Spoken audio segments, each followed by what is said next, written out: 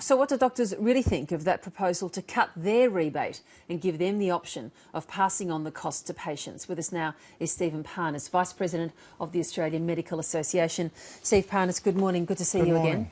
All right, so is this better than the $7 Medicare co-payment that was originally proposed by the government? It's certainly an improvement upon what they proposed back in May and stubbornly stuck with against a barrage of criticism, I think.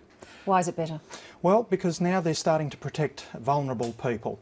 We've been saying all along that kids, concession card holders, aged care residents, veterans, all of them would be really badly affected by any form of co-payment. It's all about trying to maintain access to the family doctor. Now, GPs are in a position where they either have to absorb that $5 cut to their rebate or pass it on to patients. What do you think most GPs will do? That's a very difficult scenario, because what they're faced with if they don't impose this $5 co-payment is a cut to the income that keeps their business going. And that really is in contrast with what the government's talking about when they say they want quality care, and general practice is the most efficient part of the system. But frame it in terms of what this budget has to do and what we're being asked by this government to do, everyone in every walk of life, which is take a bit of a cut in order to get the budget back into the black. In that context, can you accept it? Well, it's a substantial cut.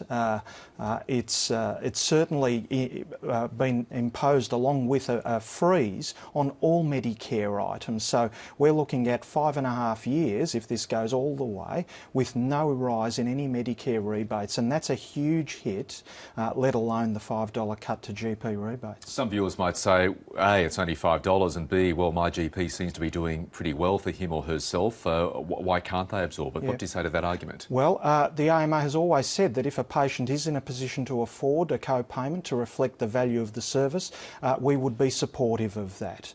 What we're concerned about, and what we're very pleased about with this announcement, is that they have moved away from hitting the vulnerable, and they've also moved away from imposing a co-payment in radiology or pathology, which was really very difficult from the outset. Now, look, it's been pointed out to us this morning that at this point of time in Australia, the gap between what a specialist might earn and what a GP earns is now probably at its widest point. Is that your understanding, and is there a problem with that? Well, we're concerned that general practice has to be supported. It really is one of the most needed areas of the medical profession. We know we've got a shortage of GPs in many parts of the country, and we've got to make sure that it is attractive, that it is sustainable, to use the Prime Minister's words. So really the big question is, does the whole package, not just one part of it, going to help the system, or is it going to undermine it? Well, what's your answer to your own question there? Yeah, it's a mixed bag, and we've got to consider it. We need a bit of time. Clearly the government's been considering this for a while. Would have been useful if they'd consulted with the medical profession about it. So there was no consultation? No.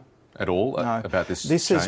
This has been a series of announcements without the expert input that we could provide. Had we had the opportunity to talk with the government even prior to the May budget, they wouldn't have got themselves into this pickle. The Prime Minister was insistent on commercial TV there was consultation about this with the profession, or saying... Well, we're saying that the AMA, the peak body, had not been consulted about this.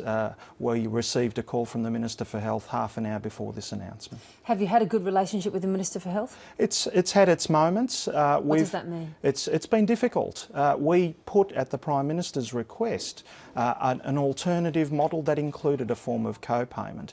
And as the President of the AMA was announcing it, the Minister for Health was undermining it at the very same time. So you feel disregarded? We've acted in good faith, and we haven't had that met in the same way. Do you get the impression from this government that there is a serious focus on primary health care? We're concerned that the focus is on the dollars rather than the quality of the care provided, and I don't think any Australian would contest the fact that the health care of this nation is probably the top priority for any government. But it is enormously expensive in this country, and costs are going to have to come out of it some way. Is it not possible that you could split the difference? $250 comes out of the doctor's pocket, $250 gets passed on to the patient? Well, I don't think it's as simple as that. I think if you've got the patient in front of you and it's a choice between paying a $5 co-payment or paying bread and milk for the kids, I know what the GP is going to do. Stephen Parnas will no doubt talk to you about this again, but thanks for making time. Thank you. Thanks, sir.